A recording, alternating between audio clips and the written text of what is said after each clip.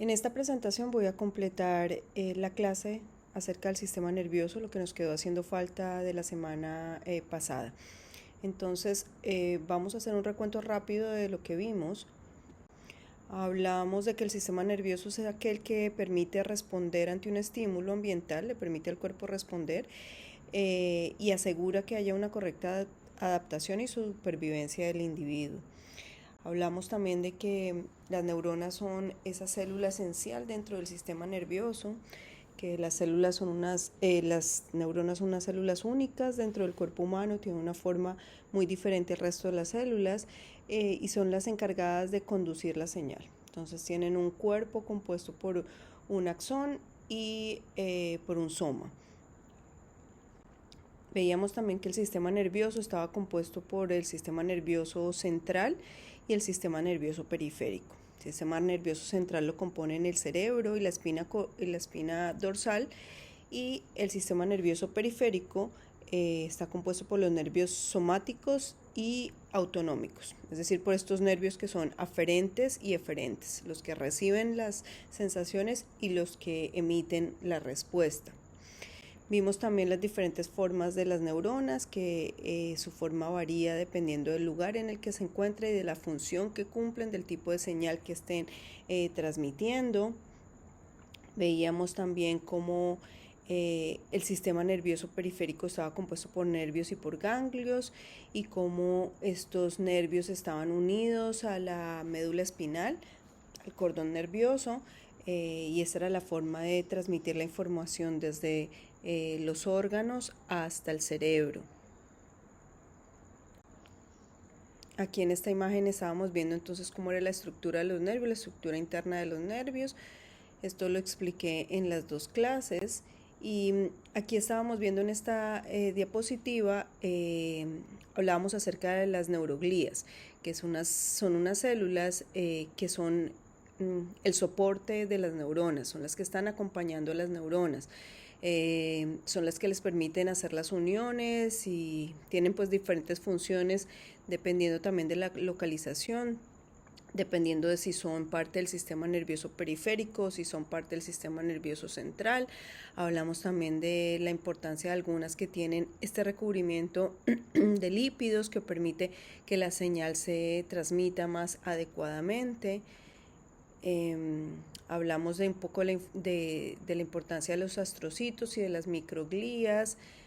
Y vimos también cómo esa información que viene de los órganos se transmite a través de las neuronas, en qué dirección se transmite esta información, que esta información está dada por una corriente eléctrica, y esta transmisión de información sucede gracias a un potencial de acción, que es un cambio en la carga iónica dentro de cada una de las neuronas, que es la que permite que la señal se mueva a través de toda la red neuronal. Y vimos que cuando llegan entonces al punto de unión de una neurona con otra, entonces la información se transmite por medio de pues hay una sinapsis entre las dos neuronas, y la información se transmite por medio de unos neurotransmisores. Aquí vimos también entonces unos videos que están en Moodle, que ustedes pueden acceder, que les recomiendo que vean, donde explican la parte de lo de potencial de acción y todo lo de la acción de los canales de ion, los canales, perdón, de calcio, potasio, que son los más importantes dentro de todo este proceso de transmisión de la información. Aquí en esta diapositiva hablábamos un poquito acerca de como unos datos como importantes e interesantes de toda esta transmisión del potencial de acción, y entonces estaba relacionada como a la velocidad de conducción y también al papel que cumple la temperatura dentro de la conducción. Entonces, algo bien importante para recordar y tener en cuenta es que los endotermos tienen una alta velocidad de conducción en comparación con los ectotermos, que esa velocidad de conducción fluctúa de la misma manera que fluctúa la temperatura ambiente. Entonces, al mismo tiempo que están regulando su temperatura, entonces asimismo se regula de esa regulación de la temperatura depende la transmisión, la velocidad de transmisión de las señales nerviosas. Aquí veíamos un poquito acerca de lo de la sinapsis. Les recomendaba que si ustedes querían leer un poquitico más, podían acceder a Khan Academy, donde hay una buena explicación sencilla acerca de cómo se lleva a cabo este proceso de sinapsis y cómo la neurona, cómo este potencial de acción se convierte pasa de ser una información química, una información eléctrica a una información química por medio de los neurotransmisores. Y eso se los mostraba muy rápidamente en estas dos diapositivas, que es como un resumen de este tema. Entonces ahora nos vamos a centrar un poquito en lo que, en ver cómo evolucionó este sistema nervioso. Entonces podemos decir que los protozoarios, que son animales unicelulares, no tienen nervios, porque recuerden que ellos no tienen sistemas tampoco ni células especializadas. Ya para el caso de los invertebrados, entonces se desarrolla un sistema nervioso que está centralizado, el cual se denomina red nerviosa. Y aquí tenemos entonces en la gráfica el ejemplo de una hidra, donde vemos exactamente como su nombre lo indica, una red de nervios que están distribuidos a lo largo de todo el cuerpo. Y es quizá este entonces el patrón más simple de sistema nervioso. Avanzando entonces un poco más, aparece entonces un sistema nervioso bilateral en las planarias y en los anélidos. Y entonces en el caso de las planarias es un sistema nervioso bien simple con dos ganglios anteriores que están en la parte anterior del cuerpo y de los cuales se derivan una serie de troncos nerviosos que corren a lo largo del cuerpo. Estos animales entonces presentan un sistema nervioso periférico muy simple y un sistema nervioso central compuesto solamente por estas células neuronales que están ubicados en los ganglios de lo que sería la cabeza del animal. Entonces, para el caso de los anélidos, lo que sucede es que ya se forman estos ganglios, digamos que se unifican y se forma lo que sería un cerebro bien rudimentario, que es bilobulado. Y tenemos entonces unos ganglios que aparecen en cada uno de los segmentos. Recuerden que los anélidos tienen estos anillos donde en cada uno de los anillos poseen como los diferentes órganos y entonces aparecen ganglios en cada uno de estos segmentos. Aquí entonces estamos viendo pues como un resumen, en esta diapositiva como un resumen del sistema nervioso en invertebrados.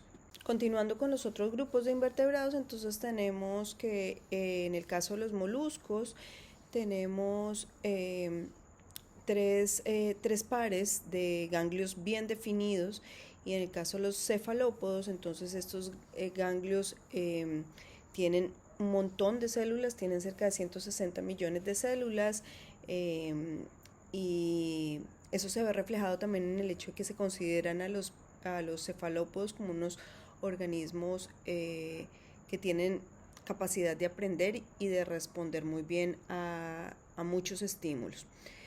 En el caso entonces del sistema nervioso de los artrópodos, ellos presentan ganglios mucho más grandes que en los anélidos y aquí aparecen unos órganos de los sentidos mucho más evolucionados y más especializados. Y también algo que nos hace pensar en que este sistema nervioso está ya o ha ido evolucionando es el hecho de que ellos tengan comportamientos sociales más elaborados y que tienen también la capacidad de aprender. Entonces ya aquí tenemos un sistema nervioso que va mucho más adelante, mucho más avanzado que en los grupos anteriores. Esta diapositiva es simplemente forma de recuento, de que podamos comparar cómo es el sistema nervioso en los diferentes grupos.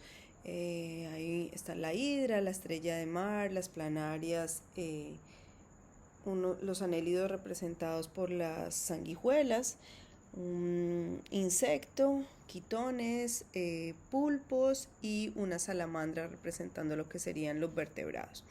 Y con esto entonces continuamos con el sistema nervioso de los vertebrados, donde quizá el mayor avance es el hecho de que hay una cefalización ya bien marcada. Este cerebro aumenta en tamaño y también en cantidad de funciones, y asimismo entonces la espina cordal.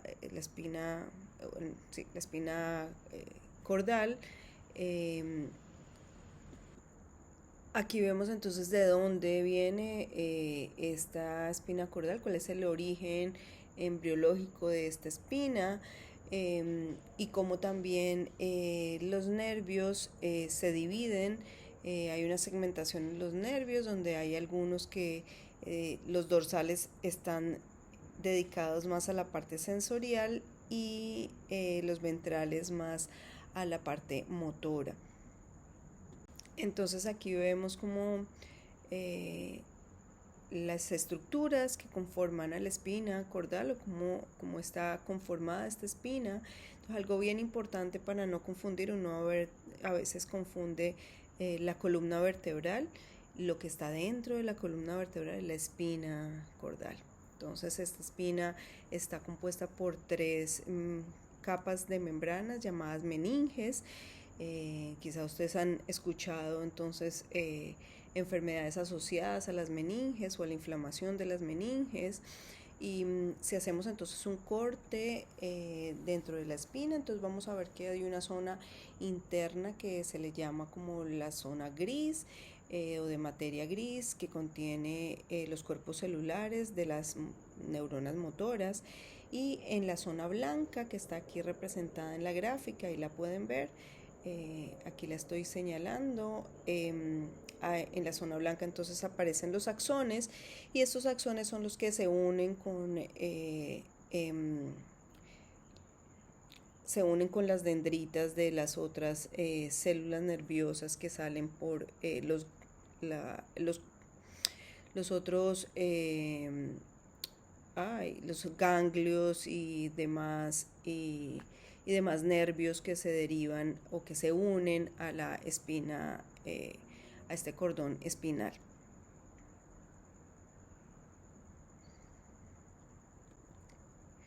Entonces eso nos lleva a pensar en que esta unión que hay entre esta unión nerviosa está compuesta por esta unión nerviosa que va desde el cordón hacia los nervios, hacia los ganglios y a los nervios. Entonces presenta algo que se llama arcos reflejos, y estos arcos reflejos entonces están compuestos por un receptor, unas neuronas receptoras, por unas neuronas que son aferentes sensoriales, el sistema nervioso central, que es el que recibe esta señal, y un grupo de neuronas eferentes, y finalmente un efector. Entonces aquí hay un ejemplo como bien típico de lo que sería el arco reflejo, y es este ejemplo de cuando uno va al doctor y el doctor te pega en la rodilla con un martillito, y entonces tu pierna sube automáticamente, y esto se da por el hecho que hay un reflejo autónomo, un arco reflejo se llama, y es una manera de verificar el adecuado funcionamiento de la función nerviosa. Aquí entonces está detallado cuál es la función de cada uno de estos componentes que componen el arco reflejo.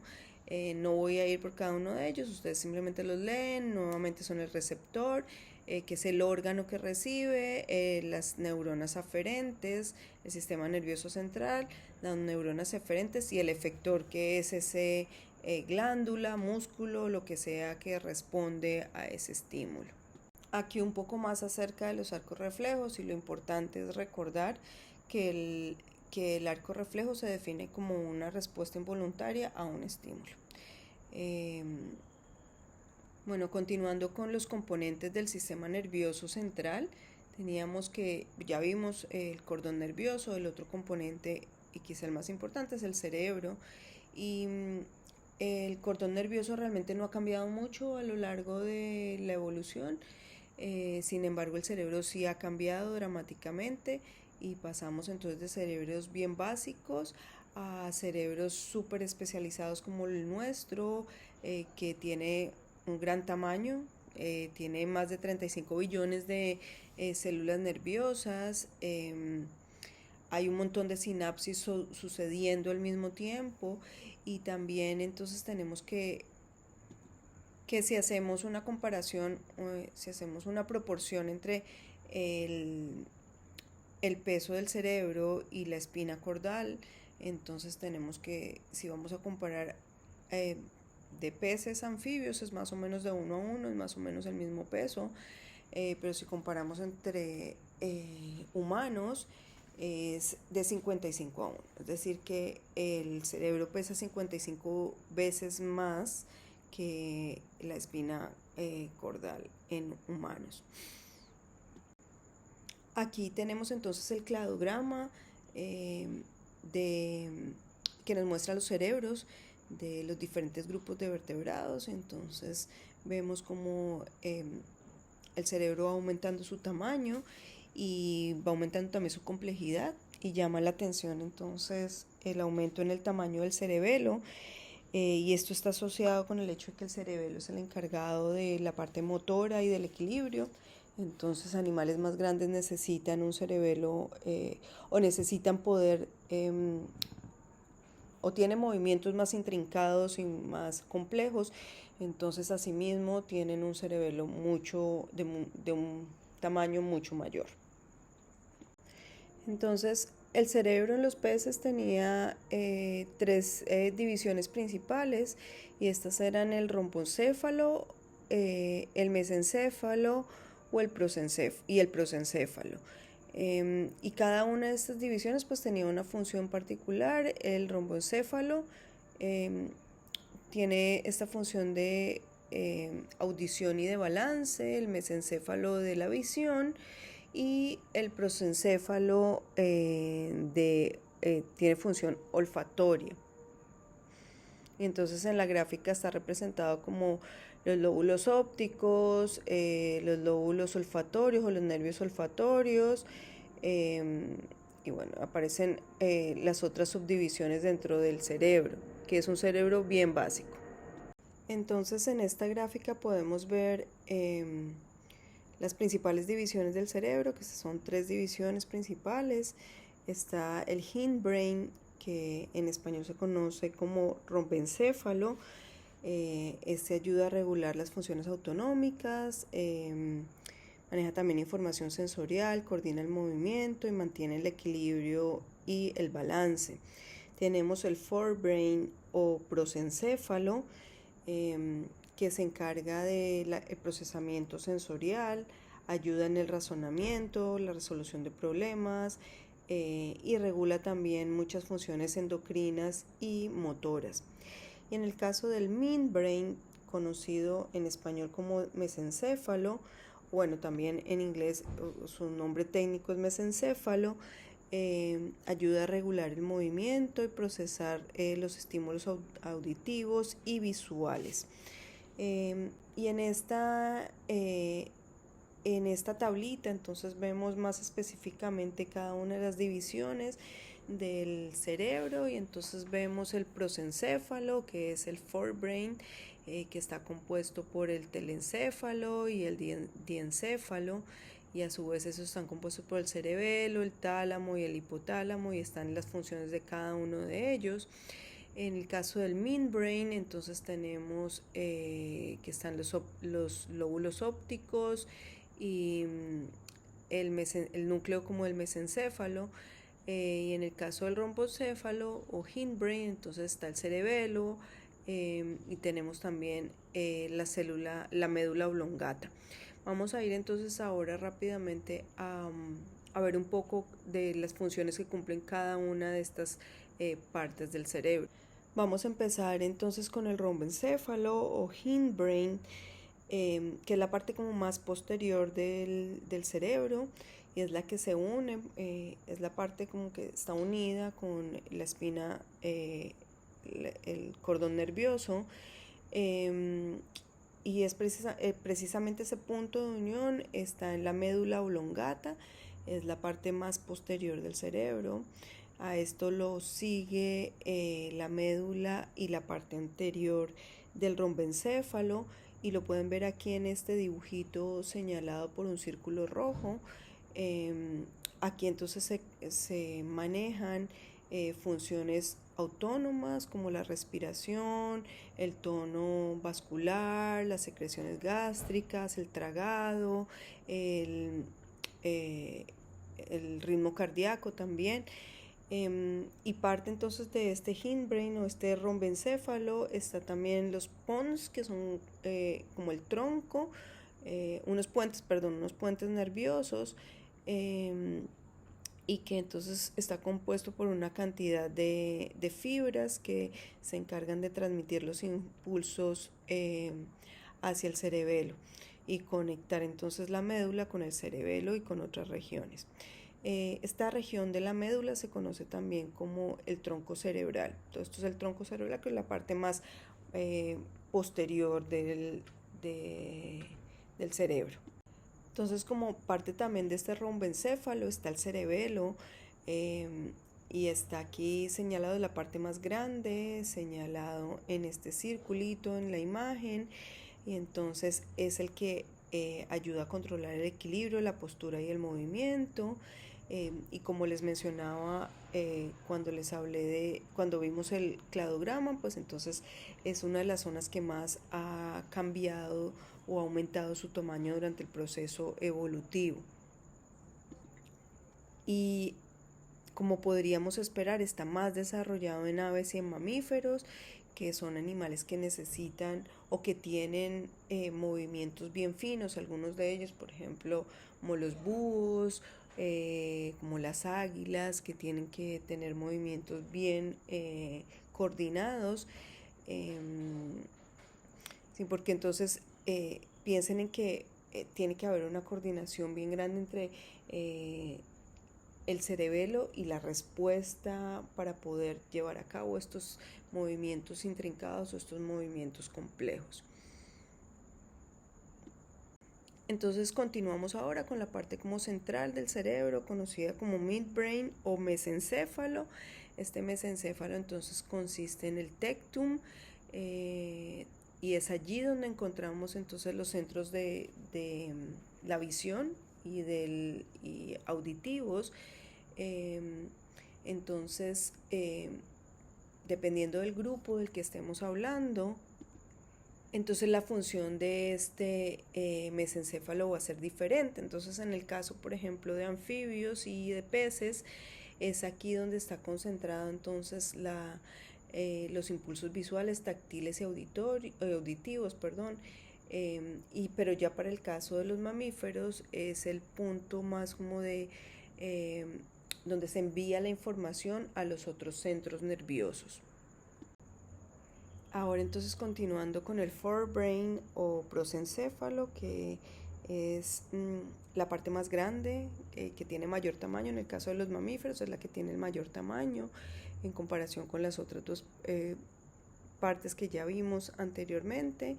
Y dentro de este prosencéfalo entonces tenemos el tálamo y el hipotálamo. El hipotálamo es súper importante porque entonces es el que ayuda a regular la temperatura corporal, el balance de agua, el apetito. Todas estas cosas que vimos en homeostasis están directamente controladas por el hipotálamo. También entonces es un centro que produce, que regula la producción de muchas neurohormonas. Juega un papel bien importante en la función sexual, el comportamiento y las emociones.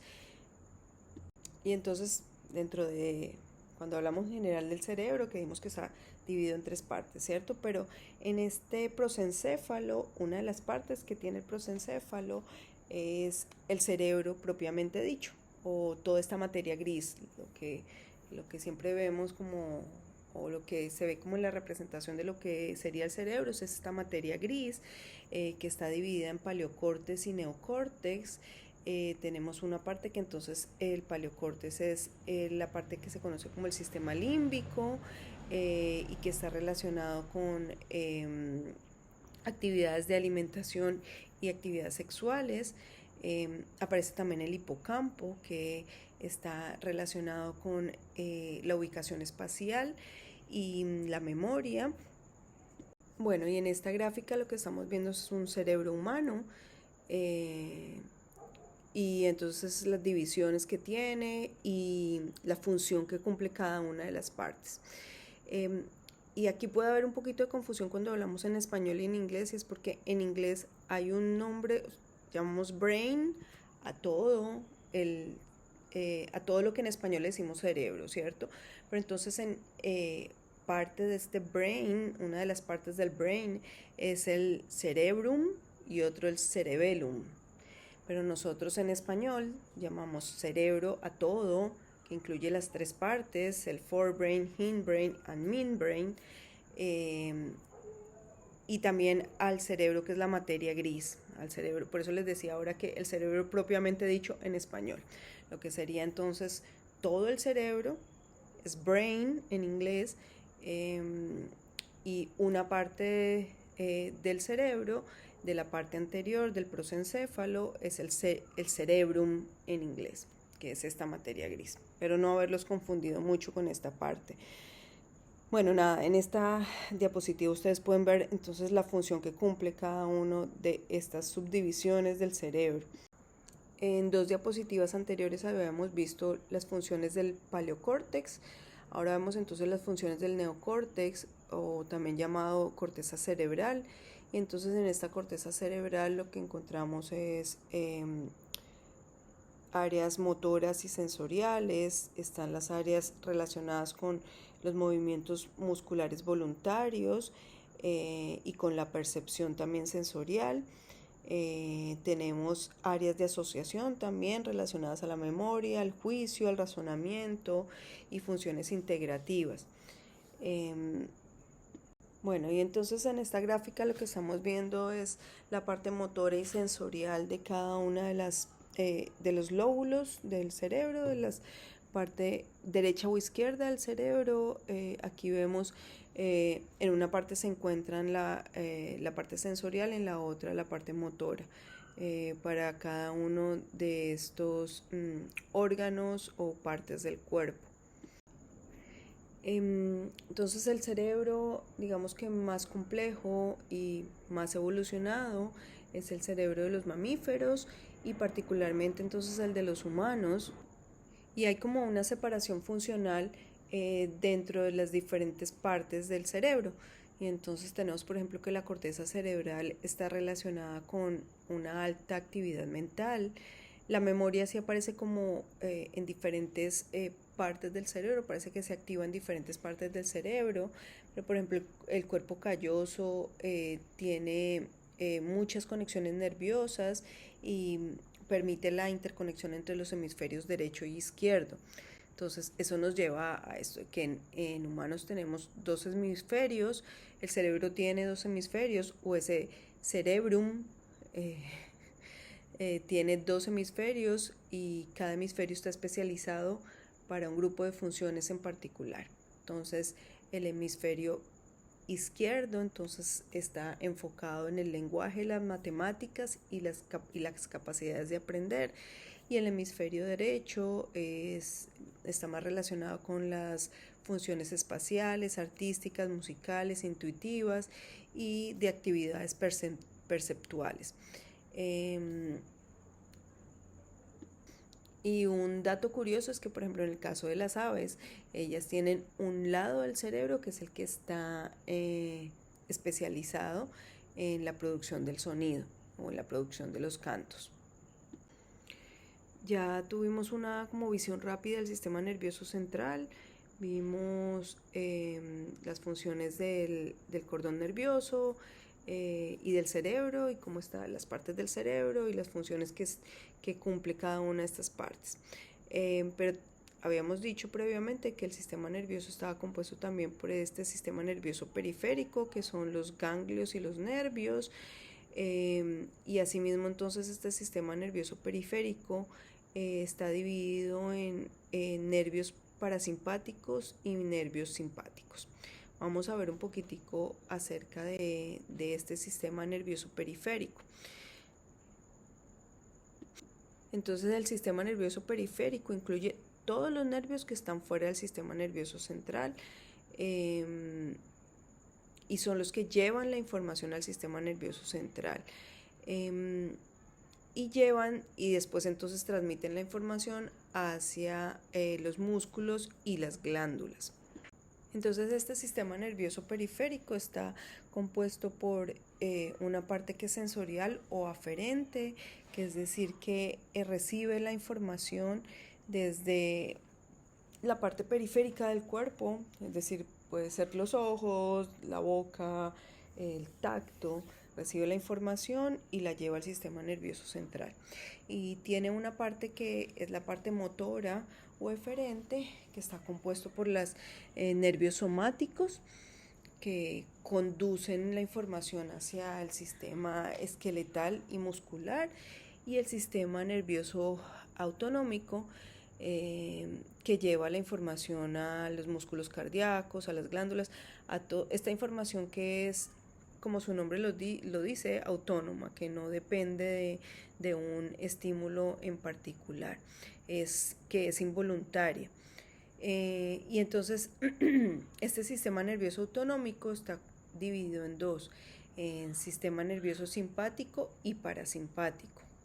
Entonces, para no olvidarlo, este sistema nervioso autonómico entonces controla los movimientos de alimentación por el canal alimenticio, los movimientos del corazón, de los vasos sanguíneos, de la vejiga urinaria, el iris del ojo y las secreciones de muchas de las glándulas.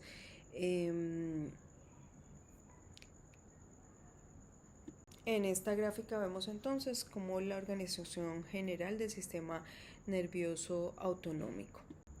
Entonces dijimos que este sistema nervioso autonómico está compuesto o está dividido en parasimpático y simpático, sistema parasimpático y simpático. Estos sistemas inervan prácticamente todos los órganos del cuerpo están inervados por los dos sistemas, tanto el simpático como el parasimpático. Lo que diferencia esos dos sistemas es la localización de los nervios. Y entonces en el caso del sistema nervioso parasimpático, los nervios salen de la zona pélvica de la espina o del cordón nervioso, y en el caso del sistema simpático, los nervios emergen de la zona torácica o la zona lumbar del cordón nervioso. Y vamos a verlo entonces en esta gráfica que tenemos aquí, donde en el lado derecho tenemos el sistema parasimpático y en el izquierdo tenemos el sistema simpático. Como les decía, en el simpático los nervios salen de la zona torácica o lumbar, y en el parasimpático los nervios salen de la zona pélvica. Y aquí vemos en esta gráfica, está súper chévere porque nos muestra que está inervando cada uno de esos nervios, tanto el sistema parasimpático como el sistema simpático. Entonces lo que nos diferencia estos dos sistemas, más allá de la ubicación y la función que tienen, es también el tipo de neurotransmisor que liberan durante la sinapsis.